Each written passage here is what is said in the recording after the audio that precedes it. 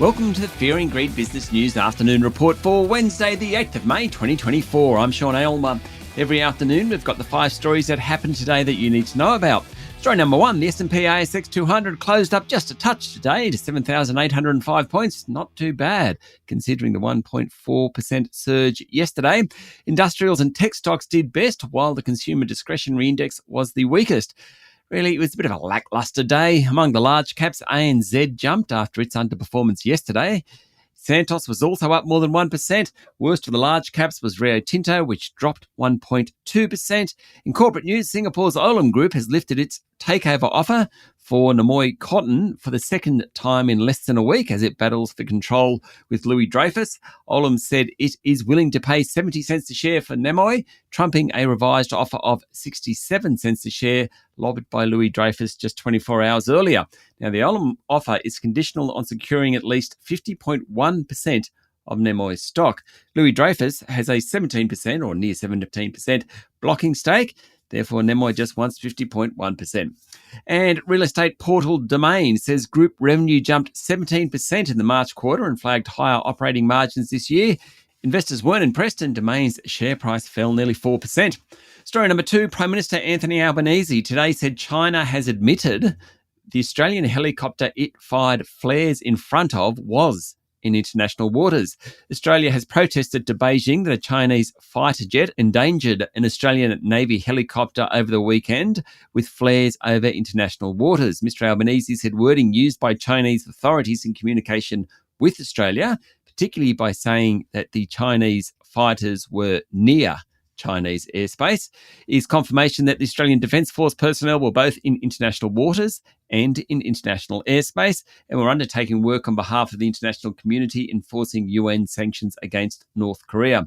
The Chinese Foreign Ministry has accused the Australian Navy helicopter of flying within close range of Chinese airspace in a provocative move.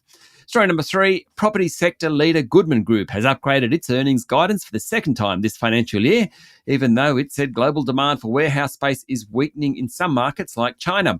Goodman is an industrial property company, big in logistics and warehouses, digital infrastructure and the like. It owns, develops and manages property, often with other big investors. Its share price did very well in the decade before COVID, soared in the COVID years, came off somewhat, and then it's done even better. In fact, since late 2022, it's doubled its share price.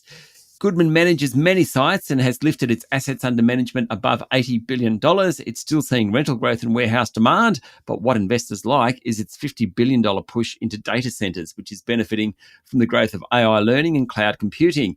40% of Goodman's $13 billion of work in progress is now data centres.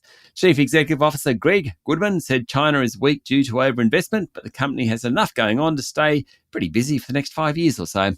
Story number 4, less than 2% of documents in the MyHealth record system are being looked at by doctors with incomplete records, poor interoperability and clunky usability hindering patient and clinical use of the $2 billion federal portal. That's according to a new Productivity Commission report. It says MyHealth record was intended to be a central access point for a patient's most important health data, but it continues to be plagued by incomplete records and poor usability. According to the Financial Review, the report says there's an estimated $5.4 billion of benefits from getting the MyHealth record working for clinicians and patients. There are now 23 million records with 1.2 billion documents on the federal portal, but the report said only a fraction are being accessed by clinicians.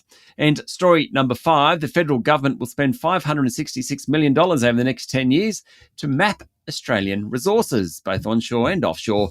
When making the announcement today, Prime Minister Anthony Albanese said he was surprised it hadn't already been done. The idea is that a complete map of Australia will provide information about where critical minerals are, what's under Australia's earth and waters. It could identify sites for carbon capture and storage projects and clean hydrogen projects. The funding means resourcing Australia's prosperity will be fully funded for the next 35 years. Mr. Albanese said Australia's top geoscientists will be deployed to map Australia's resources. That's it for the afternoon report for Wednesday, the 8th of May, 2024. Don't forget to hit follow on the podcast and find Fear and Greed on LinkedIn, Instagram, X, TikTok and Facebook. Join Michael Thomas and I tomorrow morning for the Fast 5 by Fear and Greed, the top 5 business stories you need to know in just 5 minutes. I'm Sean Aylmer. Enjoy your evening.